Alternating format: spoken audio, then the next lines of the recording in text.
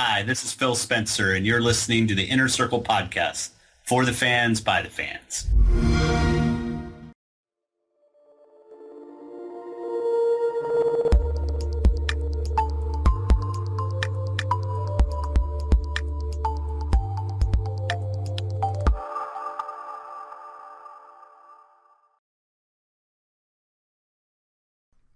Welcome to the Inner Circle Podcast, the premier podcast for Xbox One. I'm your host, KORXKLL, and with B Money 101. What's up, everybody? Glad to be back, man. Anchorman V. Hey, everybody. I'm glad to be back, I guess. And finally, my man, Skittles 1323. What's going on, people? Good to be back. Yeah, man. It's good to have the whole squad on. You know, the stars are aligned. Everything is right. Do you believe in miracles? It's just one of those type of shows. You know, it's been a while since we all been together, so I have a ton of things to talk about. As an Xbox podcast, we clearly want to focus on what's happening with Microsoft, and we will do that. But, you know, we're gamers, so we always want to talk about other things in general. One of the things I want to start off talking about today is that EA will not be at this year's E3. They're doing something else. And it's gonna be a Saturday event, which is a little bit different. And I don't know why they're doing this. To me, in my opinion, it's kind of weird. But I think it's definitely something that they're trying to do to win back the hearts of the fans. So with them not going to E3 and them not having their own conference, I'm trying to figure out, you know, why all of a sudden they have this change of heart. When they first announced it, of course, it was very surprising. You know, when we were at E3 last year, I believe EA had one of the biggest, setups as far as the space that they took up on the E3 floor. So it's super surprising that they're gonna just not be there. I wonder who's actually gonna fill that space. With that move, it kind of makes you wonder who's gonna step up and take that spot that we normally would have on Monday. Mm-hmm. Normal Mondays we get the Microsoft presser, we get EA, we get Ubisoft, and end it with Sony. So it would be kind of disappointing not to be logged in, trying to view all these shows on Monday. So, but I think like you said, them trying to get back the hearts of fans is what they're kind of going for. This is not an event that you have to pay for. So it's strictly for fans. They're welcoming all their fans to come in, play all their newest games, talk to the devs, on their floor, and, really try to welcome them back, So Right. I'm excited for it. Hopefully we get a chance to check it out and see what it's all about. EA has some big games, that are coming out within the next year or so. They did announce in their financial report that Mass Effect Andromeda will be out, before March 2017. The new Titanfall will be out, and a new Battlefield. So those are three big heavy games to look forward to. So they'll be showing those off, during that E3 weekend. So I'm excited to see what they show. Yo, Titanfall 2, it's gonna be crazy. I really believe that. I think Microsoft will have a marketing deal with that. I would not be surprised. I mean, I don't think it's going to be exclusive, but definitely a marketing deal. Maybe some DLC first. That would be the smart thing to do, just to continue having that game under the Microsoft banner. When it comes to moving your conference away from E3, it could either mean one of two things. It either means you got nothing to show, or you got something big, and you felt like you had to pull your entire lineup away from E3 to prove yourself.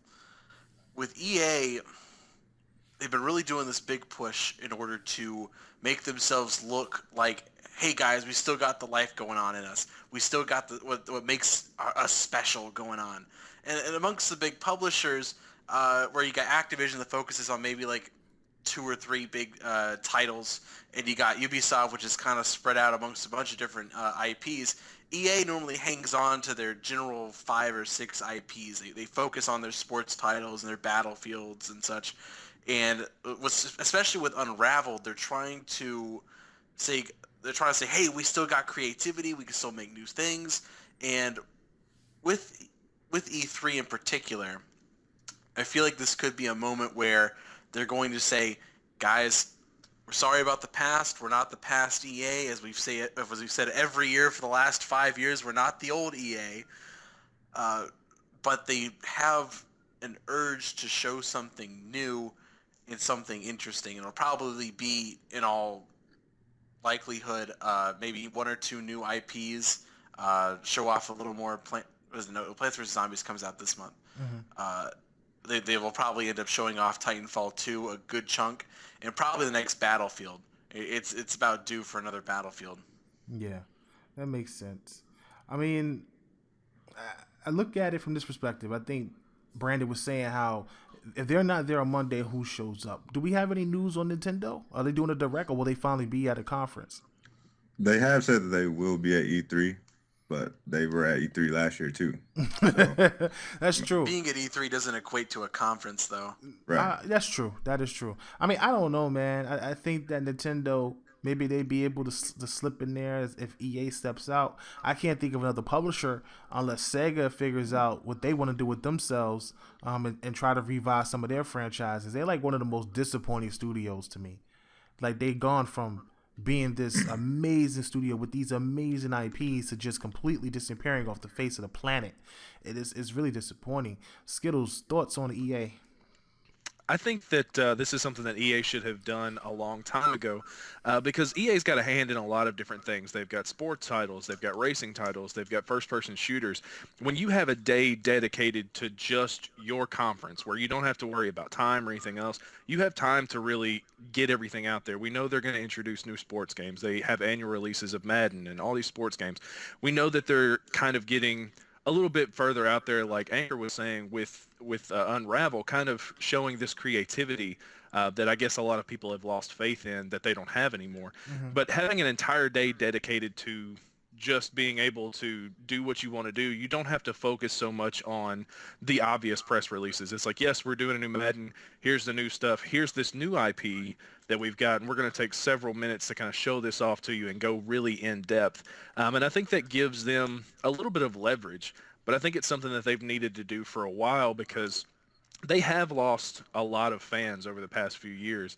And doing something like that kind of gives the allure that they are really trying to focus on fans and not just make money. Obviously, they want to make money, but to make a product that's worth having. So, I mean, I think that it's something that they should have done a long time ago. Them doing it now, we'll see how it works out. But now, them doing it on a Saturday definitely clears up something for Monday. So it'll be interesting to see what they do. It's funny because they have a complete day to themselves.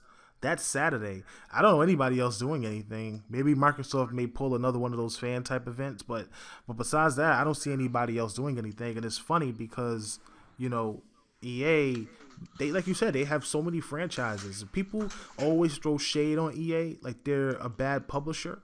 When you look at the franchises that they own, they have a lot of franchises that people really love. I think it's their practices that people don't like. The whole DLC thing and their season passes and how they put them and how they place them, and the type of content that they put in their games and the way they put the content in the games and how you have access to it. I think that's the problem that people don't like. But really, they have a lot of great franchises too. So we'll see what happens on Monday and on Saturday with EA, and hopefully we'll be able to get down there to check it out if we're able to, which I think would be really, really cool. Bethesda is going to be there as well, and it seems that they're going to be having back-to-back shows. This is going to be big news. I don't know what they're going to announce, but let's start with our resident Bethesda fanboy, Anchorman, and see what his thoughts are on Bethesda and what they could possibly have up their sleeves. All right, so with Bethesda last year, most people thought it was just because the stars had aligned, the Ouija board had said so, that they were going to have an E3 conference, and it was pretty transparent, especially after the Fallout 4 announcement, that this was going to be because Fallout 4 was there. Fallout 4 was, and is, one of the biggest games to release on next-gen consoles, and for the most part, Bethesda has kind of kept the rest of their cards kind of close to the chest. We've all known what the titles were they announced at E3, but other than that, we don't really know what's going on. We know that Doom's coming out on May 13th, which was actually confirmed today in a new campaign trailer, which actually you should probably go check out for Doom, and that was amazing. We know that Dishonored 2 is coming out sometime. I think they got Battle Cry. That's pretty much finishes up their lineup. I can't really think of anything else at the moment that they could really play out right now. So with Bethesda, for them having another conference, and also not a part of E3 conference, a separate conference that's around the same time and place, it could be one of two scenarios. The first scenario is the more obvious scenario, that they're going to be out there first touting a new Fallout DLC, which everyone's been waiting for, and that's pretty obvious. And no matter what scenario, there's going to be a Fallout 4 DLC announcement. Right. They'll probably talk about Dishonored 2 for a little bit, and that's also very obvious. And this is where it gets a little different. Most people think that it's going to be Elder Scrolls 6, that they're going to announce it. Now, I don't think personally that they're going to show it off in terms of, it's going to release in 2016. It's probably going to be more of a 2017 title. A couple other people have been whispering around saying it might be the Obsidian Fallout title, but having an Obsidian Fallout title also release a year after Fallout 4, it only cuts down the life of the Fallout franchise or the last Fallout installment. So in my personal opinion, what it's going to be is option 2, where they're going to show off Dishonored, they're going to show off the new Fallout DLC, but they're going to show off at least 2 new IPs of what they're working on. Probably something from Machine Games, because it's about time for them, because they haven't released a game since 2014. And probably something from the Evil Within devs. Probably not a sequel, probably a new game in general. Yeah, I would have to agree with Anchorman. I think it's going to be a new IP season for Bethesda. We cannot forget that they did open up a new studio like tail end of last year. So we know that they're working on something. So I would assume that it would be all new content. And I think when you look at Bethesda, they're almost similar to how Rockstar kind of does their thing. They come out of the blue with these great games and they sell like crazy. So I think they'll probably have something up under their sleeve that that's going to drop, and it'll be the next big thing. I'm on board with Anchor. I think that it's going to be a new IP. Part of me is really hoping that they will announce Elder Scrolls 6. And we were talking before the show. It's not something that would be feasible to release your big heavy hitter like Fallout 4, and then the next year have an announcement like you did last year with Fallout. It'll be out later this year.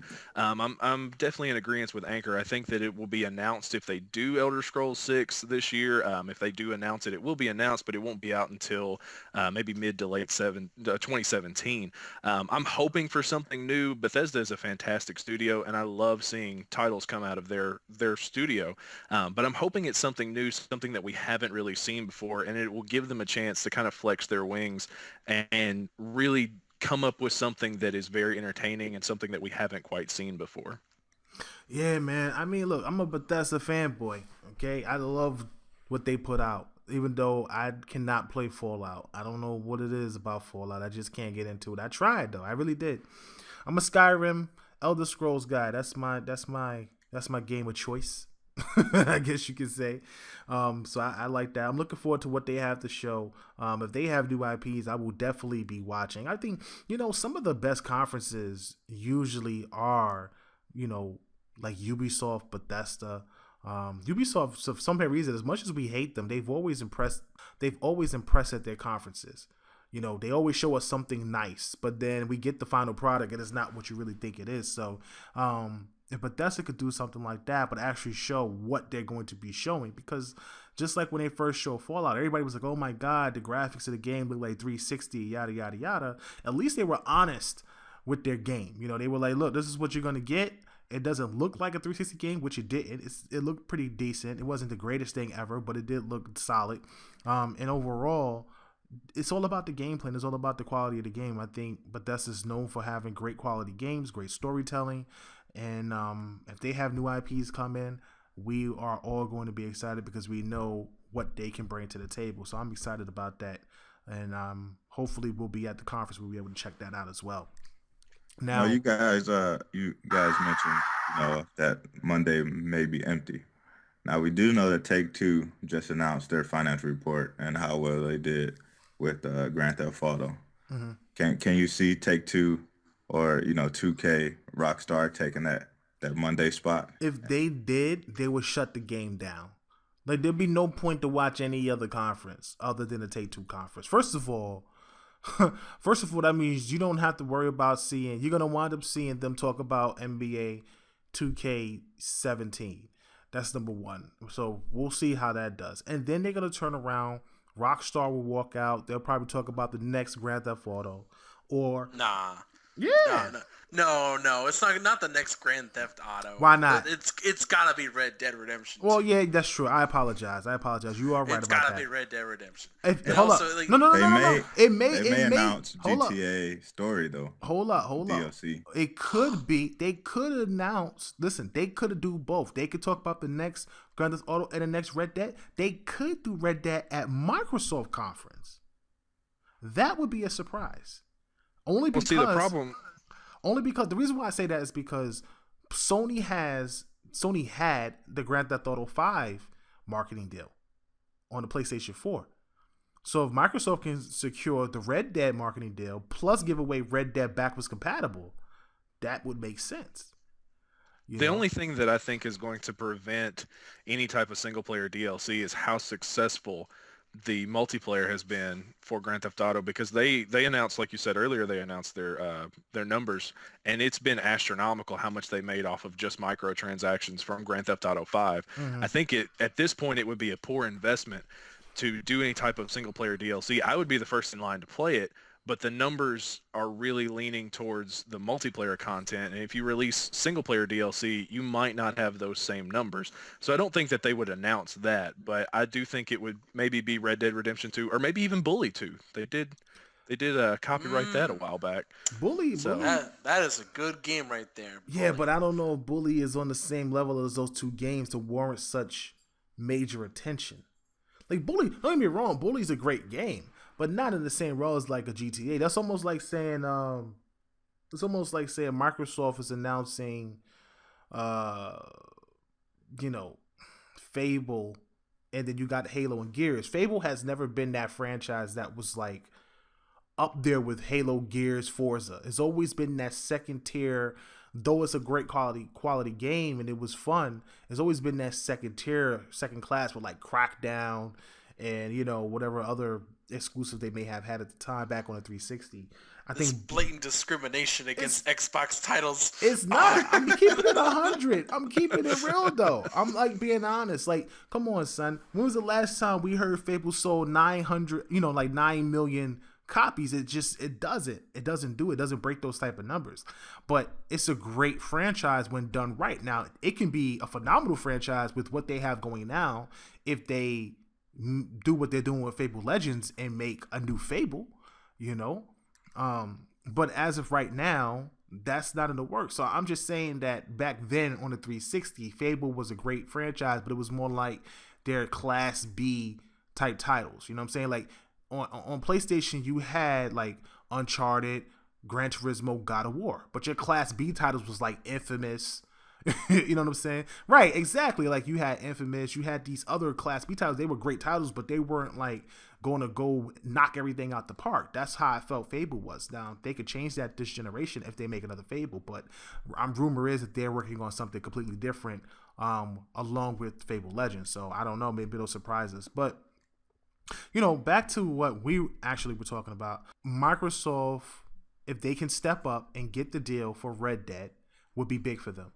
If they can't step up and they do maybe a Grand Theft Auto DLC, but it would have to be for online, in my opinion, not single player. I agree with that. But so announcing Red Dead was big. Single player DLC would be successful as a Liberty City Stories. It would be successful. It would be. I just don't know if that's the route you want to go. Like everybody's beat Grand Theft Auto. Everybody's played those stories. I look at what they did with Grand Theft Auto 4, and they had what was like the Big Gay Larry. What was it called? What was it? The Ballad of Big Gay Tony. Yeah. The Ballad of Big Gay Tony. Right, and then you had the other DLC with the biker gang and all that stuff like that. So I'm not really sure if those did okay. It was nothing that blew anything out the park. But this online thing has a life of its own.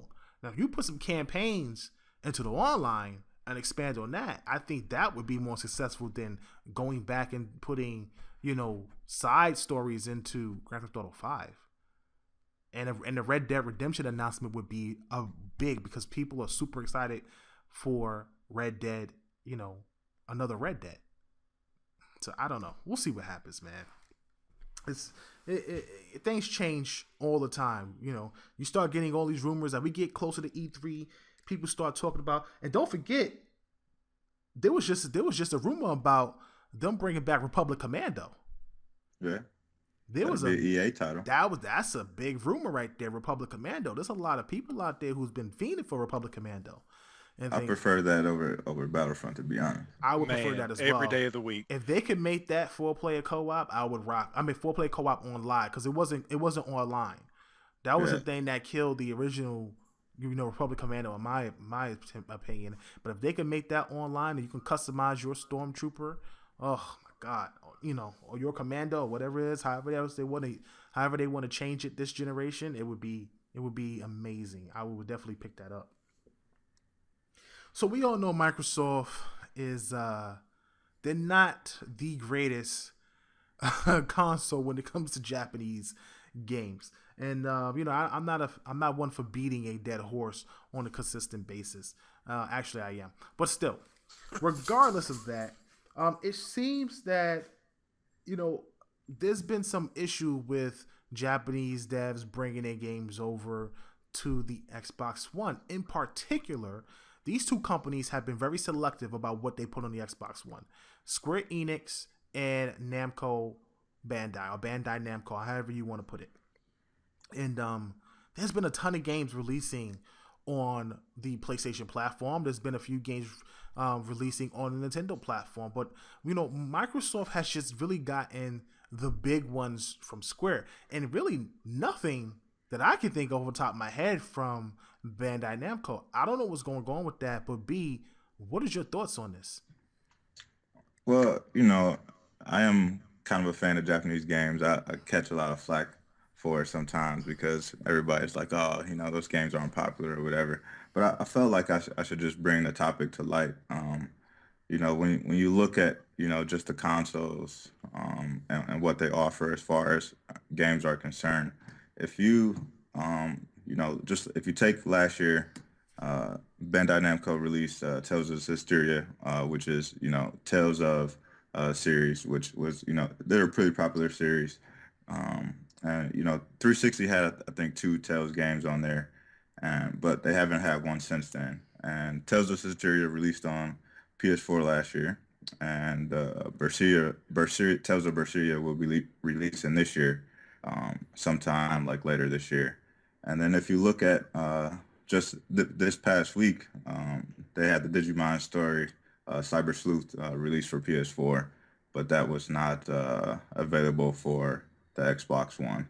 Now, from Bandai Namco, we do see big games like Dark Souls 3, and we will see the Naruto series that'll release, I believe, next week, February 9th. We'll see that on Xbox One. But we only see select titles.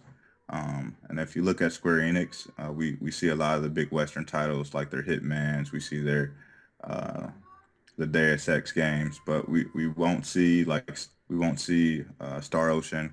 We won't see games like Dragon Quest 11 or Dragon Quest Heroes. So I just kind of want to put that out there and see what your guys' thoughts were on that, and see if that if these games, if you mean anything to you, or if you thought they meant anything to some of the Xbox fans that are out there. At least with Square Enix has always been hesitant, especially the last maybe 3 or 4 years. Remember, as an easy reminder is, remember when they complained about 5 million copies sold for what was it? The first Tomb Raider reboot. Yeah. The reboot, they were complaining about 5 million copies sold after like 2 months, and that was actually really good for the title. But they were like, "Oh, this is horrible. Why?" And I've seen a couple things floating around on the internet, but at least with Square, that one of which makes a lot of sense. that they were really kind of hedging their bets with this generation of consoles for whatever reason.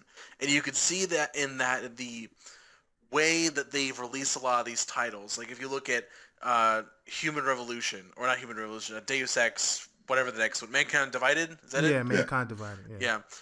If you look at Mankind Divided, they were doing this weird amalgamation pre-order thing. Like they were really kind of experimenting with that. Or you also see that the new Hitman game is going to be episodic. They're cutting up a traditionally complete $60 They're doing AAA the title. same damn thing with Final Fantasy VII. Yeah, Jesus they're doing the same Christ. thing with Final Fantasy VII. And so it looks like they were kind of hedging their bets on the traditional AAA market.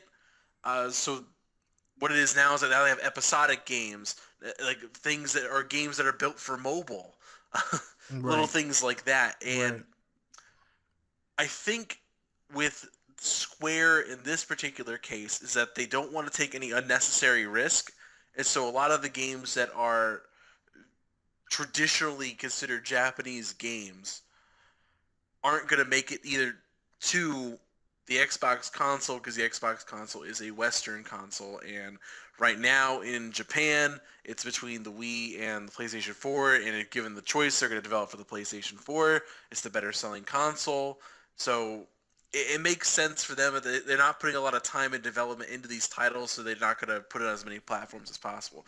For me personally, I don't really care. I don't really play any Japanese games. I just haven't felt the urge to. Mm-hmm. But I know a lot of other people really do enjoy that, and it's something they really are desperate for.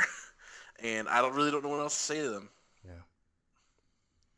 I think a lot of the problem, like Anchor said, is they're really placing a lot of faith in these new generation of consoles.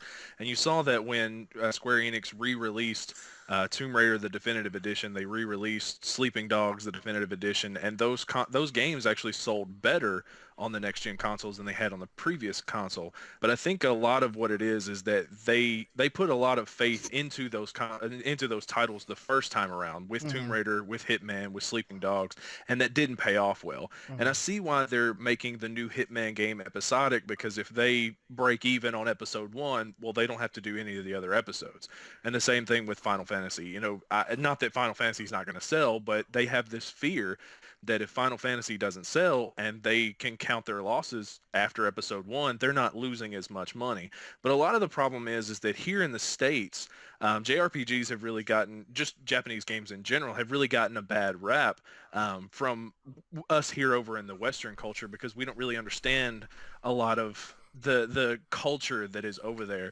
And developing a game in Japan and having it localized, and having everything redone for English, and then you take into account you're having to do a lot of other languages that are over here, Spanish and French and everything like that, it costs a lot of money. So I can see why a company would be really hesitant to put their faith into a Western console like the Xbox, when PlayStation, is a Japanese console, and it's very easy to market those games on a Japanese console. And you'll see a few that will trickle over here just because they're simply made on the PlayStation 4, and they've made a lot of money off of that to warrant a re-release or a localization here in the West. But I think a lot of it comes down to money, and unfortunately, until we either see a resurgence in JRPGs like we did there for a while at the beginning of the 360's life cycle, we probably won't see as many come over here. It's unfortunate, because I'm a big JRPG fan. I played a lot on the early days of the 360,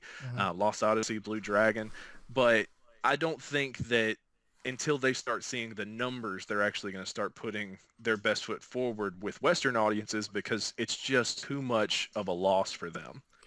What's funny is that a lot of us grew up on JRPGs. Like all of us that are like older, that are like, that grew up in like the 90s and the late 80s and things like that grew up on Super Nintendo, the original PlayStation 2, and 64. We grew up on these Japanese games. The Japanese developer ran the 80s and 90s like it was nobody's business. And then suddenly there was a surge from the West in the 2000s on up. And they kind of faded. They kind of faded away, and in a certain extent. And you look at the games that used to sell millions and millions of copies, they just don't do it no more. I've seen, I don't know how many JRPGs come out for PlayStation, and when they release, I don't hear anything about them again. I don't hear about the success of them. I don't hear about, how many people's playing what. These titles, some of them, the smaller ones, are niche, and the big ones that are being marketed, like the Final Fantasies and the Kingdom Hearts, those are going to sell because they have such a mass appeal. I'm disappointed in Square not bringing the old versions of, or like the remastered versions of the original Kingdom Hearts 1 and 2, or whatever it is, 2.5, or whatever they're trying to bring over to the Xbox One. I don't understand that. You're giving us Kingdom Hearts 3, right? And yes, a lot of us played the originals, but at the same time, for those people who have an Xbox One and didn't have a PlayStation 2, or didn't have a PlayStation 3 or a Nintendo 3DS or something like that, or whatever it was, whatever those games came out on, It was on everything. It was they on put everything. A Kingdom Hearts title on That's what I'm every saying. platform. That's what I'm saying. Except for the Xbox. Except for the Xbox, right? Except for the Xbox. So if you were just an Xbox gamer and you had Xbox 360, and now you have an Xbox One, and you never played that game, you don't know what the hell is going on. All you know is Mickey Mouse and Donald Duck is rolling with some kid with big shoes and a key. That's all you know. You don't know why. That's a lot of information. That's a lot of on. information to absorb. You don't know about the previous worlds. You don't know about the Heartless. You don't know what's going on, how this all started. There's a lot to it. And it's disappointing they're not bringing that to the Xbox One. Look, every game is not going to sell the way they wanted to. I think what they need to do is make a certain number of games for the Xbox One and ship that number and see how it does. You just can't go out and say, I'm going to ship, I'm going to produce 3 million copies for the Xbox One to ship it, because you're not going to sell 3 million. You're never going to sell 3 million on the Xbox.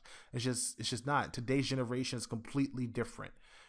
A lot of gamers are shooters or shooter-based guys. They're hack and slash guys, adventure guys, or horror guys, or racing guys, or sports. That's really where it's at nowadays, and that's what you see selling. That's all literally every game has a gun.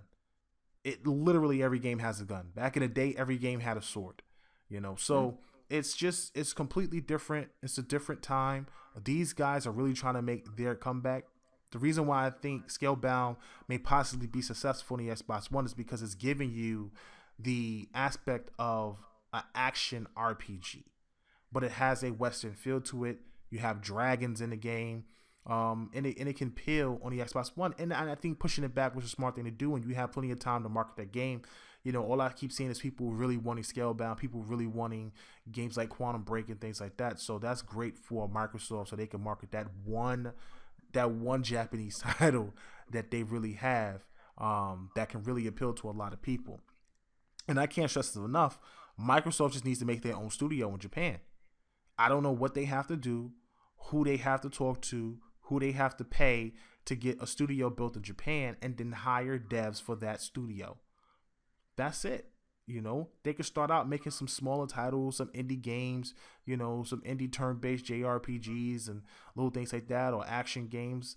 But they have to figure out a way to create new studios and create studios that aren't producing games for them, because relying on third party is not helping. It's not going to help. It's not going to help them in the future, especially when they have the smaller market share.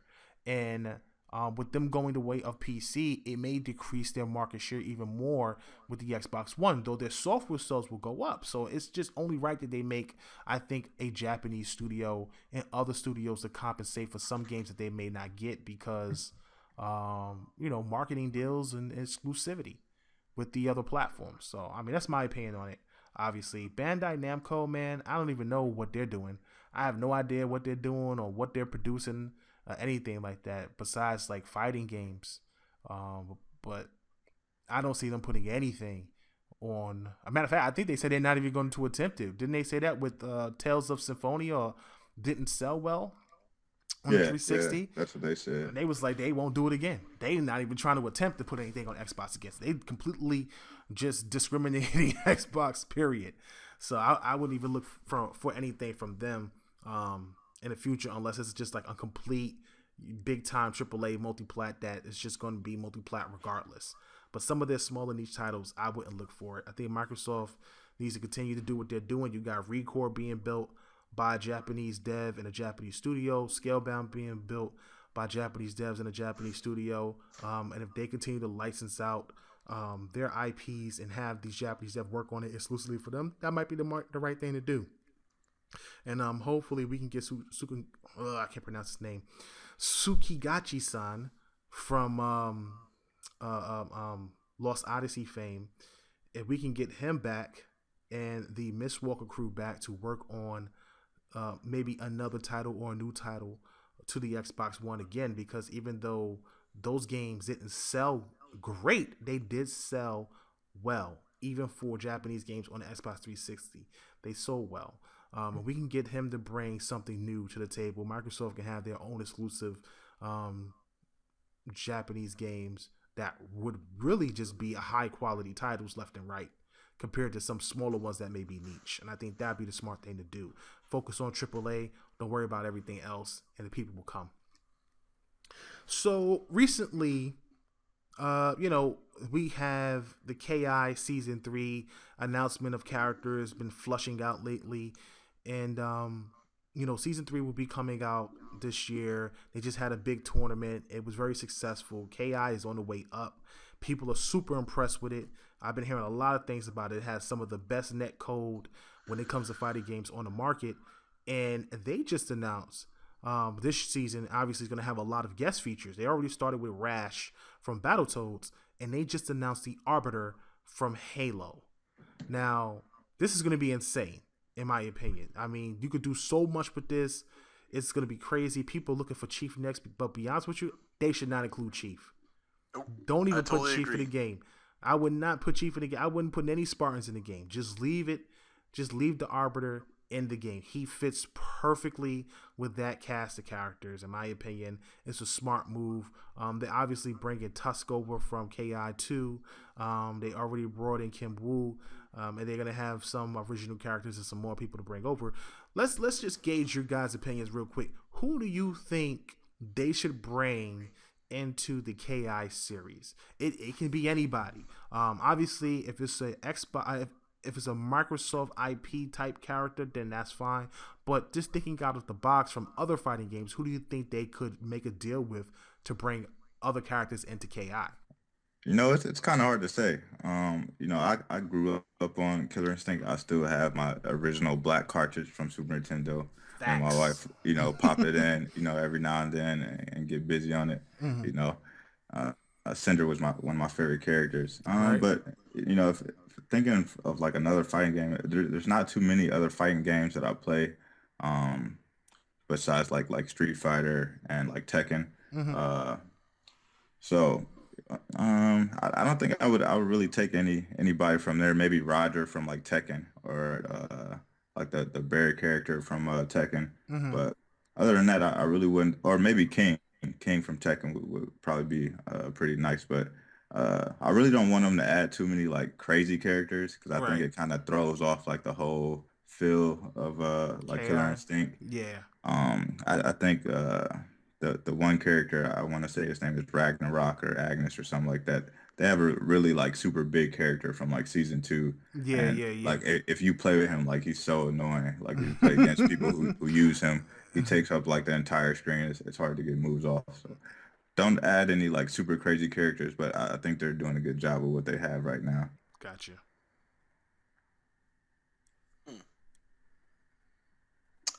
Well, I mean, I'll go ahead and say that I agree with Brandon. I think that they're on the right path with as far as like who they're adding in and everything. But I don't know if you guys ever played way back when the first Dead or Alive that was on the 360. I think it was Dead or Alive 4 that was on the 360 that had an unlockable Spartan that you could play with. I think it was Kelly. Yeah. And she was really slow, and she was really she's really bulky, but she was not a terrible fighting character. But now if you take something like that, and you were to mix that with, say, I don't know if you guys have seen Red versus Blue when they've got their, their new studio, and you've seen the fight sequences from their newer seasons. I think that would be an interesting fit as long as they were to do it right. I think that's probably going to be who they would add, but I would agree with Brandon. I would like to see them add somebody from maybe Tekken, since Street Fighter's obviously in a deal with Nintendo to add Ryu to Smash Bros. Right. So I think that Tekken would be the next obvious choice, unless, of course, you're wanting to go even further and more obscure into something like, say, King of Fighters. But I think that Tekken's got a pretty good roster that they could add in there, but I see it heading into the direction to where they're probably, if they've already added the Arbiter, they're probably going to add either Locke or they're going to add Master Chief. I see it going that way, but as long as they do it right, I would be okay with it. I don't know. I don't think they're going to add any Spartans or really any other characters from Halo. Because the thing is with a fighting game, and you have to balance, you can't just have everybody just shooting things. Like, think about the moveset for Chief. Is Chief just going to be like, oh, pull out a gun, shoot the whole time? Like, and I don't see Chief just doing hand-to-hand combat the whole time. It doesn't really fit with the character. Like, so when you add, like, Rash in there from Battletoads, like, his move set was indicative of how Battletoads played. I assume the same thing is going to be for Arbiter, because Arbiter has the sword. It is more of a up-close, personal kind of fighter. I could see that happening.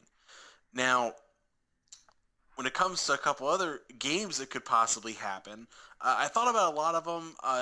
You could do Crackdown, you could do Fable. I don't think any of those will really work. I'd like to see Crackdown being represented, but I think a pretty good choice would be Joanna Dark. It would be a rare IP, something that Microsoft has their hands on. They wouldn't have to pay any royalties for it.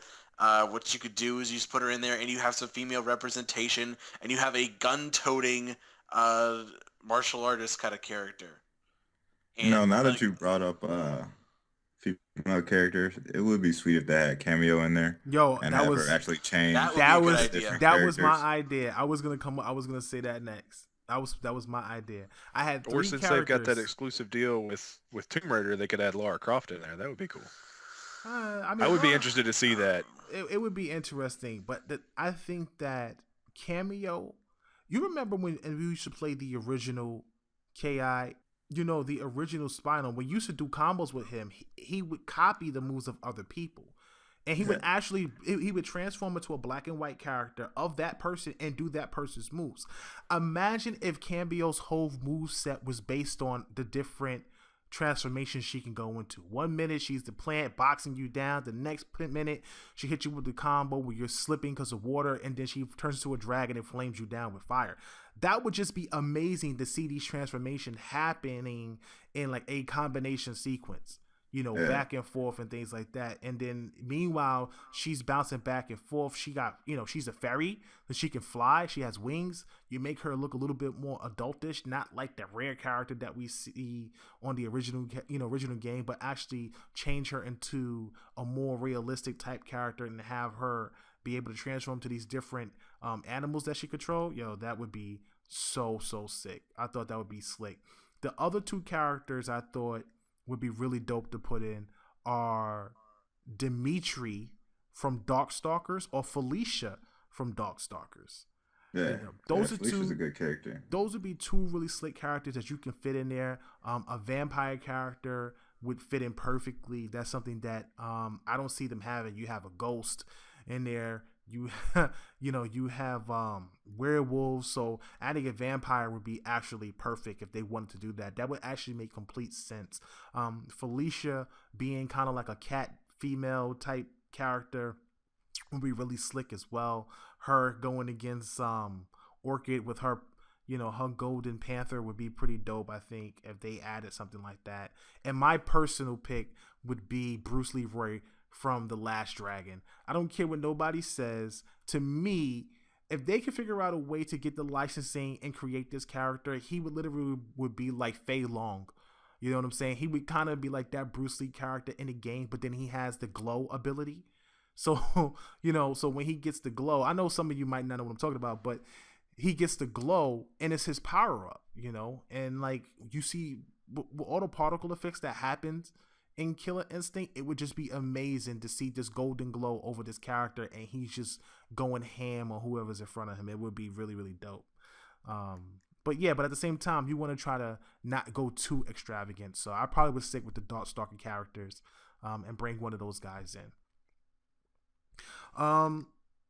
So, we're getting close to the end of the show, guys, and I don't really want to dig too deep into it, but I just want to talk about something. I had a conversation with Aaron Greenberg today, and they released a new trailer, and the new trailer was again the greatest Xbox lineup. The greatest games lineup in Xbox history, and they ran this commercial all last year. And last year, some people didn't agree with it. I personally didn't agree with it. I've stated this numerous times. I thought the lineup was good. I didn't think it was their best in history. But come to find out, they just released a new one that was similar, but they included Quantum Break into it. And when I asked him about it, I said, hey, it's pretty cool what you're doing. He said, yeah, this is something that we're just going to be running with, period. This isn't a one-time thing. This is not like a commercial that they're going to be running. What they're trying to say is that all their exclusives are going to be the best exclusive lineup or the best games lineup in the history of Xbox, from the original Xbox to the Xbox 360 by the end of this generation. This is what they're trying to convey. And I'm sitting here saying to myself, you have a lot to fill in if this is what you're trying to do, but you're on the path to doing it. You have Quantum Break coming, Recore coming, Scalebound coming. We've already played Halo, 3 Forzas actually. You have the KI series that's returned. You've got a bunch of games in the works. You had a couple smaller games like Ori and the Blind Forest, Max Curse of Brotherhood. They have been very successful in a lot of their games. A lot of the big AAA games have been highly rated. They've all sold extremely well. Well, I won't say extremely well, but they've all sold well. And then you have Sunset as well, which is another IP, though they do not own it. It's a part of their games lineup. I don't know what they have in the future. We won't know until E3. We won't know until Gamescom. We won't know until February 25th with the conference that they supposedly have not formally announced yet, according to Aaron Greenberg, which he answered that today for me. But they are going to announce it pretty soon. But the point is that they're running with this no matter what exclusives and marketing deals they have.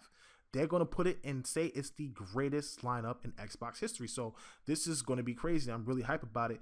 What are your guys' thoughts on this? Is this the right marketing move to do? Does this combat Sony's greatness awaits? Skittles, let's start with you.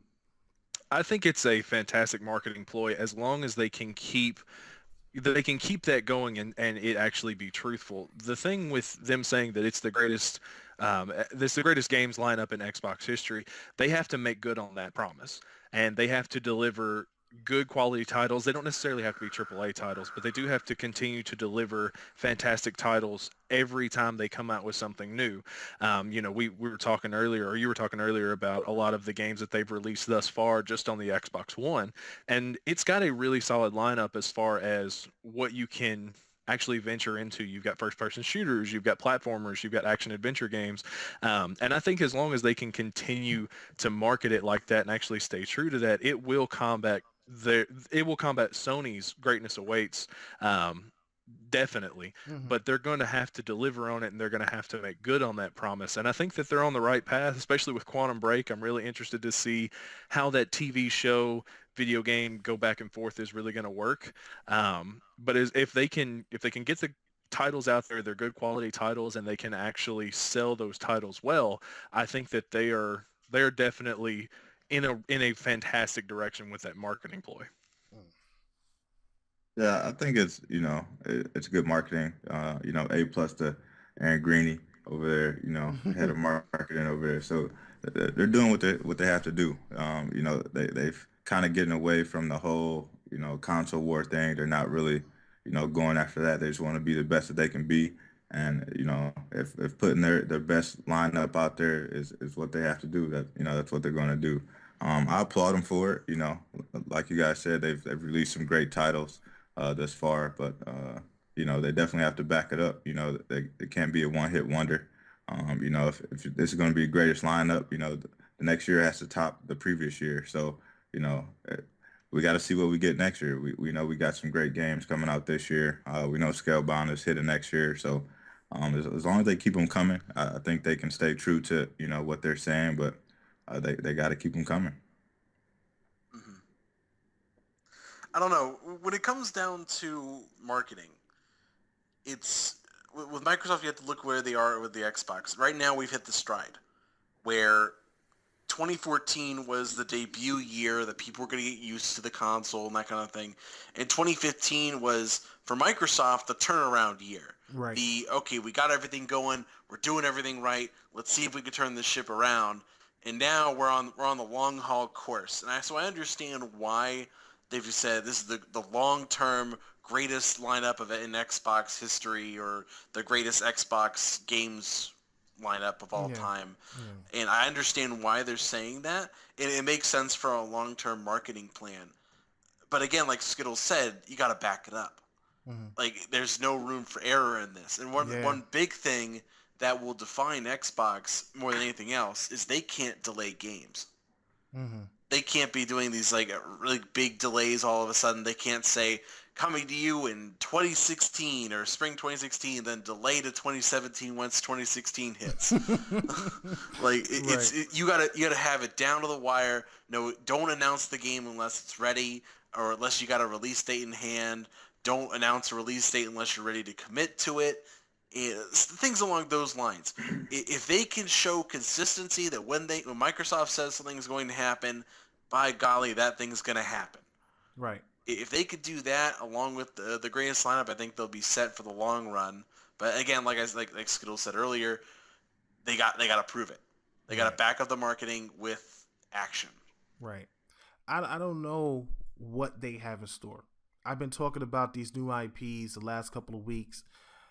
We just found out, and that was confirmed as well, speaking to our homeboy Jez over at Windows Central, that the Young Conquer thing is real. That is a real thing. So they are working. It's Rare. You got Rare working on a new Conquer game. You got Sea of Thieves coming. We already know about Recourse, Scalebound, Crackdown, Cloud. You got Fable Legends, DX12. They have something up their sleeves. Phil has a plan. I don't know what it is. We're all hoping that it leads to more games and more IPs for Xbox. Clearly, they're working out all types of. When you look at what they're bringing to the table, you got the preview program. We've been playing Ark. We've played Elite Dangerous. We've played, the Long Dark.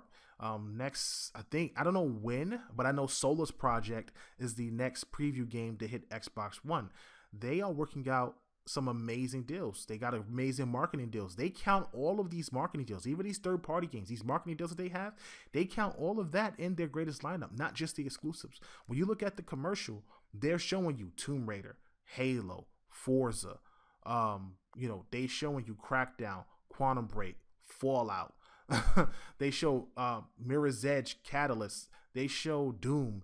They showed a ton of other games in there, and even though that's not a part of their exclusivity lineup, they have the marketing deals. So those games are going to be associated with Microsoft when it comes to, those commercials and those bundled games and those exclusive consoles that they make, whether they make them designed like the game and things like that. Well, Microsoft is doing some crazy stuff. I was just surprised that they're going to run with it this gen. And like you said, if they're going to do it, they're going to have to back it up. What I'm seeing right now is a crazy investment in IPs. Fragment, Young Conquer, the three games that we always talk about on a consistent basis that we're just waiting for them to drop. You have this new technology with this cloud stuff that hopefully we'll get a chance to see this summer. I heard we got the Gears 4 beta coming out soon, sometime this spring. Like, it's crazy. Like, Microsoft is like on a whole nother level since Phil's taken over. So if that's what he wants to do and put some of these games on Windows 10 to get what he wants to get done, then by all means do it. I don't even care at this point. But just back up what you're going to say, because every time you run that commercial, everyone's going to question that. Nobody questions what anybody else does. Nobody questions what Nintendo does when they run their marketing, and nobody damn sure questions what Sony does when they say greatness awaits. But Microsoft put something out, they're going to question it. They're going to look at it. They're going to analyze it. They're going to give you all their opinions and the reasons why it's not. And Microsoft has to step up and they have to prove why it is. Right now, they're on the path of doing that. If these games come out and they're good and they're successful, starting with Quantum Break, then they have something special going this generation. It's not even about power no more. And like you said, it's not about competition anymore. It's just about Microsoft building an amazing portfolio and making sure that their portfolio is the best portfolio this generation. And of course, that is all, that is all opinion based and that is all speculative. But at the end of the day, if the media loves it, the fans love it, and the game is selling well, it says a lot about what they're trying to do. So more power to them, and I hope that it works out. Before we go, I don't know if you guys have checked it out, but if you go to the Rockstar Games website and hit the GTA 2 games category, there's actually a countdown on there, and it actually ends on February 25th. That is a very interesting date, as you know, for Microsoft fans and Xbox fans, because that is the day that Microsoft is holding a presser for Windows 10 news. As you guys know, GTA 2 was released on PC first. That was a Windows-based title when it first released before it went over to PlayStation. So there could be some exciting news associated with that. We'll just have to wait and see once that countdown ends on 25th. What if they remade GTA 2? Not like a top down, but like a full blown GTA 2 game, and it was Xbox One 10 exclusive. How big would that be? That'd be huge. Hey, I said, man, I think they have two third-party deals under their sleeve that we'll see. If Microsoft shows up February 25th at this conference and announce a Grand Theft Auto 2 reboot, and it's like a full-fledged game, first of all, I don't even know where Rockstar found the time to make this. But if they did something like that, that would between cocaine snorts. That would be absolutely incredible. That's wishful thinking, obviously. I mean, if they came out and they said, okay, we're giving you HD 1080p, 60 frames per second, top down Grand Theft Auto 2, come on. That wasn't worth it. I don't think that's worth it. You know what I'm saying? Rockstar wouldn't even waste their time doing that. Yeah, like, why would you do that? So February 25th, the same day Microsoft conference, that's major, bro. That is major. That's major. That would be crazy. That'd be big. Anchor, you have anything? So a couple things, a couple people have been asking me, and this is kind of that weird time of the year where everyone is like they're just getting off the high of holiday 2015. They stopped playing Fallout 4 for a bit, taking a break, coming out of the cave. They stopped playing Star Wars Battlefront. They stopped playing Call of Duty. And now they're in this weird period where there's a couple of games coming out, but the big games haven't dropped yet. So they're kind of looking for what to play. I know a lot of people have asked me this personally, and I've been playing a bunch of stuff, mostly Ark. But if each of you had to suggest one game for the populace to play for the next month, what have you guys been playing, and what would you suggest that you play? Well, for me, I'm still coming off the Division high that I was on, a couple of days ago. There is rumored to be another beta later this month, so I'll definitely be checking that out. But besides that, man, I've just been on Rainbow Six Siege. They just released the newest update this past Tuesday. So they added a new map and 2 new operators. So that's where you'll find me, is on Rainbow Six Siege. I've actually been back on Destiny because I'm weak, because I give in easily. But I've been back on that. But no, I started playing Assassin's Creed Syndicate when it came out, and I put it down for a little while, and I've actually picked it back up recently as well. It is fantastic. I really, really enjoy it. If you're an Assassin's Creed fan or just an open world adventure fan, it is really enjoyable. But that's what I've been playing, and like I said, I've been back on Destiny because I'm an addict. I need help. Right. Me personally, I was actually playing Transformers Devastation before Ark came out, and then Ark took over my life, and then the Division came out. Then the Division took over my life, and now I'm in Division withdrawal, trying to figure out how do I get back into Ark.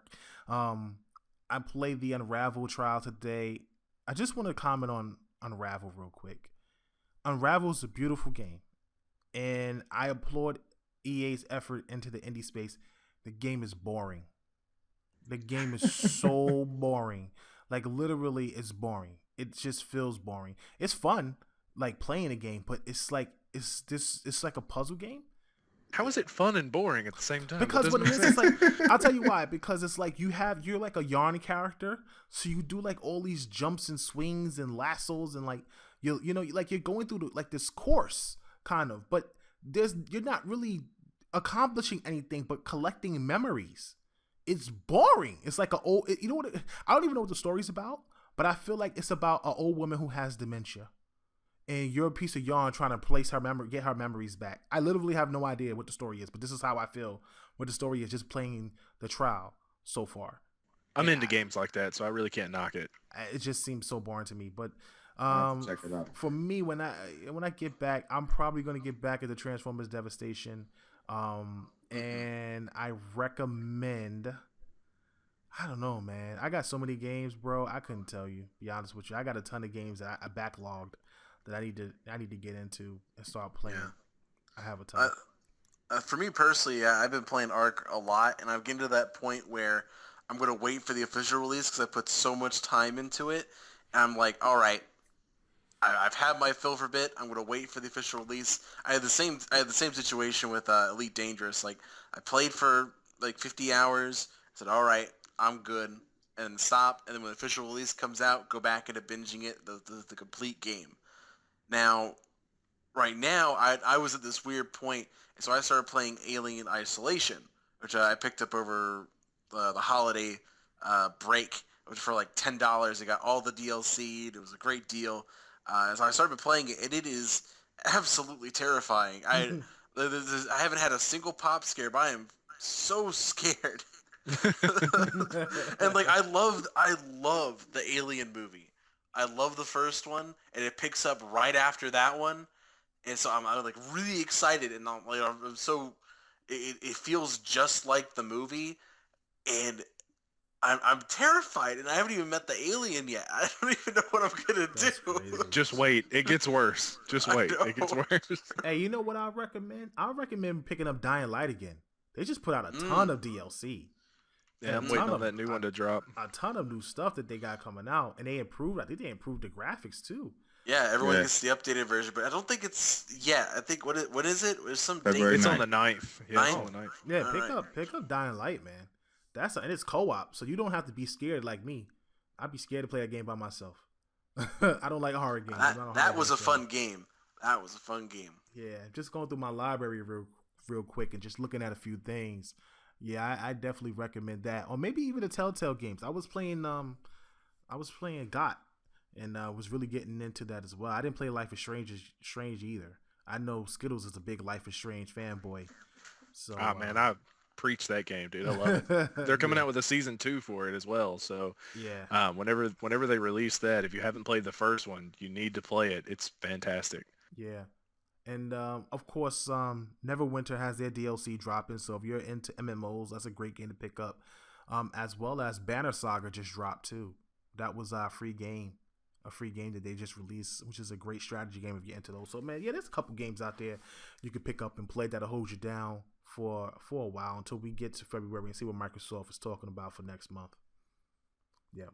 So that's it, man. That's it for our show this week. We'll be back next week with another episode, and I'll be back sometime this weekend with a Super Pod shot.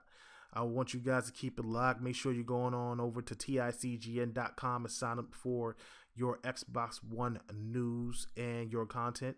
Go ahead and subscribe to YouTube for Tic Podcast, as well as you can find us on iTunes, Android, and Windows if you want us on the go at all times. All our content is on there. Big news. Before I head out, we have a guest coming on the show February 20th. I told you on the last Super Pod Shot that this guest you might not like. You might not like him. You might be like, why is he coming on the show? And some people might be like, hey man, that's a good look. We're gonna have Ryan McCaffrey on the show from Podcast Unlock from IGN. This is gonna be I won't say a big show, but it's gonna be special. I think, you know, having him on the show, knowing how some people feel, and knowing who he is and how he kind of, you know, I guess you could say is where we would like to be, as you know, on the world stage, IGN, the biggest, you know, Xbox podcast out there and things like that. So we'll get a chance to talk to him, try to get some of your questions asked, and get an understanding of how he feels about Xbox and Xbox's future. And we have another On the Red Carpet coming up in March after GDC. We'll be talking with Flying Mollusk, the developers of Neverwinter, not Neverwinter, the developers of Nevermind, which is a actual horror game that uses the Kinect to actually read your heartbeat and give you scares based on your heart rate. So that's going to be interesting. She's going to have a lot to talk about when it comes to that game after GDC. So I can't wait to have her on. And we'll keep you locked on any new interviews or any new guests we'll be having coming on the show. You guys keep it locked to Tic Podcast, the premier podcast for Xbox One. I'm your host, KLRSKL, and we are off this planet. Carolina Panthers will win Super Bowl 50. I'm with you. I'm with you on that. Killer Cam for the win, for real. Peace. For the fans, by the fans.